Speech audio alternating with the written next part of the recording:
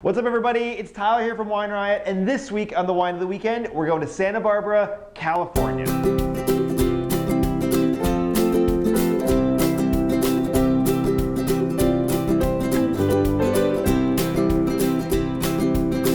So if you haven't been to Santa Barbara, this is a place you really need to visit. It's absolutely beautiful. The weather is almost always perfect, except for a little bit of fog here and then, but you know, it usually burns off by the middle of the day. The city's right on the coast, there's a beautiful pier, there's awesome restaurants, and there's a ton of wine. So a couple years ago, not a couple. It's funny sitting at a desk and screwing up. It feels worse.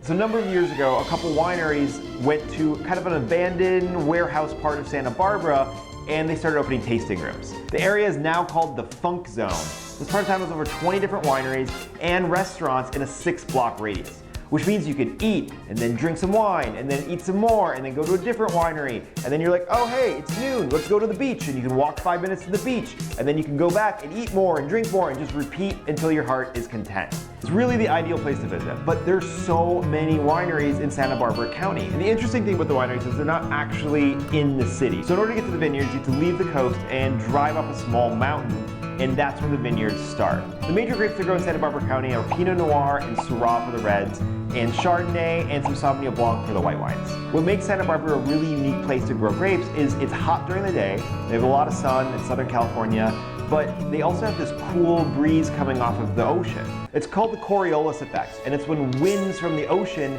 push the cool air and the fog into the valleys and into the vineyards. And so you have this contrast of hot and cold, and it makes for really, really great wine.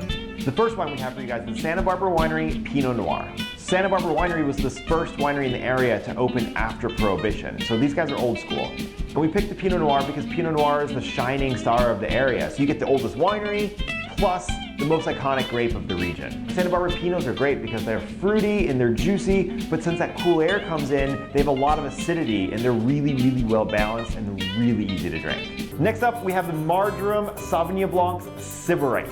So a Sybarite is somebody who has fondness for sensual luxury. So these grapes are grown in a sub-region of Santa Barbara called Happy Canyon. And it got the name Happy Canyon because back during Prohibition, this is where people would go to buy illegal alcohol. So obviously when people would leave this canyon, they would be quite happy because they spent the day drinking moonshine.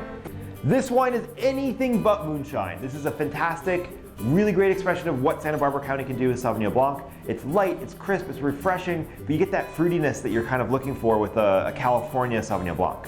Next up, you can't go to Santa Barbara without drinking some Chardonnay. So this is the Force of Nature Chard. The label on this is totally badass. There's an octopus destroying like a medieval castle. That is what I want when I'm drinking Chardonnay. That's exactly what I want to think of. So Santa Barbara County Chardonnay differs from their neighbors to the north, Napa Valley. The Napa Valley Chardonnays can be really big, rich, and buttery, whereas in Santa Barbara, they're more crisp and they're more refreshing, but you still get that distinctively California fruitiness out of the Chardonnay. So if you haven't been, add Santa Barbara to your destination list, and in the meantime, try some of these incredible wines. Cheers.